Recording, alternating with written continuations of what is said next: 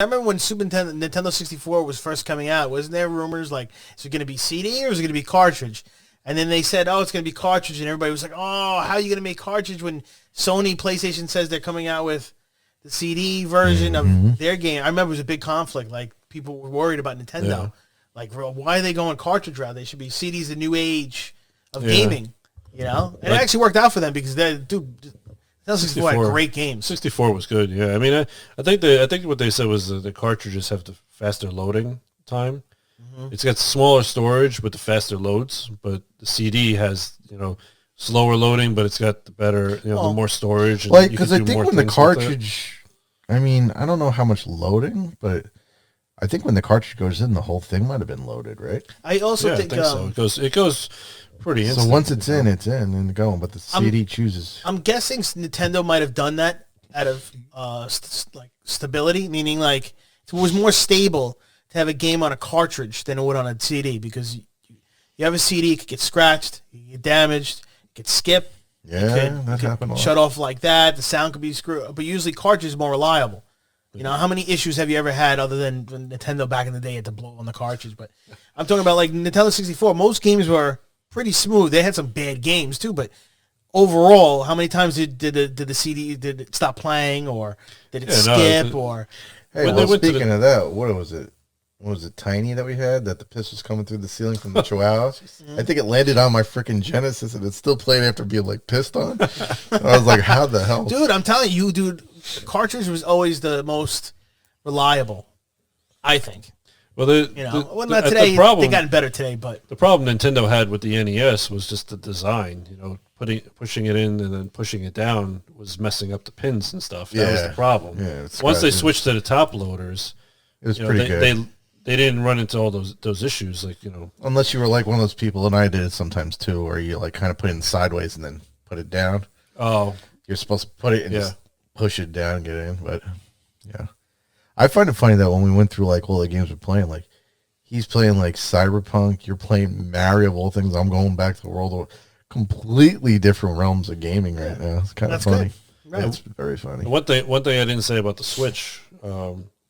I'm sure you've noticed it also, but the load time is non-existent with the Switch. It's amazing. Maybe it's the cartridge. It's so much faster than I think PlayStation 4. I mean, I just I had the game in. All I do is just hit the power button. Yeah, there really is no load time. But the Switch's graphics aren't as good as 4, right? Or it's pretty good. It's pretty good for what it is. I think overall the hardware and stuff on the 4 is going to be a lot better and such. But the graphics are good enough for what it needs to be. You're looking at 1080p, not 4K. Especially when you're playing Mario Brothers or something. Really, I mean, how great can it really get? I gotta tell you, I play Hades on it.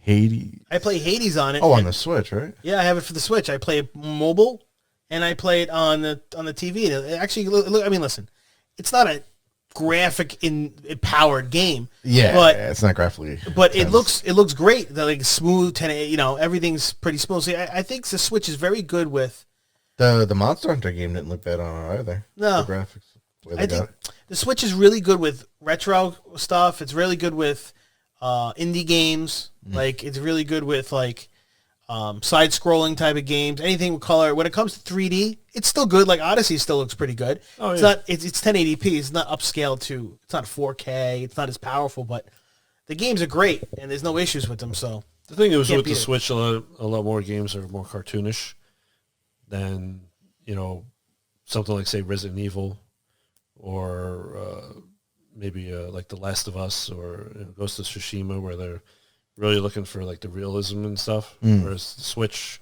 has a lot more of the cartoonish type games and graphics and stuff like that. But it's like I said, the load time is just, I was blown away by the load time is just amazing. And of course, the ability to just put the Joy-Cons on it, just pick it up and just go and have you done that? Do you like to do that? The portable? I play most of my stuff in portable. I mostly use the Pro controller. I mean, like, do you play it portably a lot? Like, do you not a lot? Go? No, I've done it, but not a lot. Like I'll be downstairs and I just bring it upstairs. It's downscaled a little bit, graphics, but it's still pretty good. Yeah, it's It's pretty amazing. I mean, if I'm going to do something like that, I'll wait till they come out with a new one at this point for me. Yeah. I mean, it's pretty cool to play Hades on the toilet, you know? It's true, though. It's kind of cool to be able to play it any way you want, right? Hades is a good game. It's a great Pick it game. up and go. It's hard, but fun. How far did you get? I'm not even going to say. Come on, man. Not as far as you. And I beat the game. I went through I had to put the difficulty stuff up. Not as much as people have done, but you can do things in that game to make it harder on you. And you go through the storyline further. I don't know if you're really going through the storyline further, but you're doing more of the game and opening it up. There's some people that do some crazy builds, but yeah, no, I made it through the game. You obviously didn't. Come on, how many bosses? 4. What do you mean 4? Isn't Hades the 4th boss? No, those mini bosses in between. You beat the... All right. I think I'm 2 ahead of the what's the female boss and the first boss.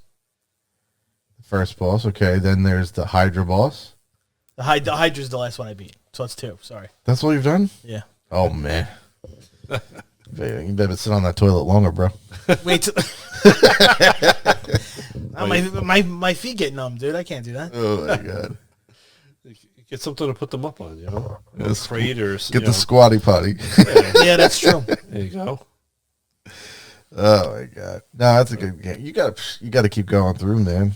If you can't do that, wait till you get to... If you can make it to Hades. Oof, gets a lot. There's only crazier. 4 bosses? Only 4 bosses, but you got to learn how to make builds. It's tough. It's tough. It's fun, though. That's a really good game. Streets of Rage was good, too. That's probably... Can you get Streets of Rage on the Switch? Or is it only to Steam? I don't know. A lot of Steam games, believe it or not, a lot of the lower, like the indie game, it's not really an indie game. Not Streets of Rage 4, no. Probably. I wouldn't be surprised if you can. I mean, it's not a high powered, the game's not, you don't need a lot of power to play it, so. I would say maybe if you can look and get that on, because that's That was fun good. to You play. played the whole thing. You loved it. I didn't play it on the hardest difficult. I mean, actually, I did, but I never beat it on the hardest difficulty. But I did boss mode. I did a lot of stuff. But you can watch people doing speed runs of that, and they do it on the hardest difficulty. It is amazing what people do. It is amazing, but it's fun. The boss mode challenge was hard. You literally they just keep giving you every single boss in a row till you beat all the bosses, and it gets tough. It gets tough. That's fun too. So that's a very good game to play.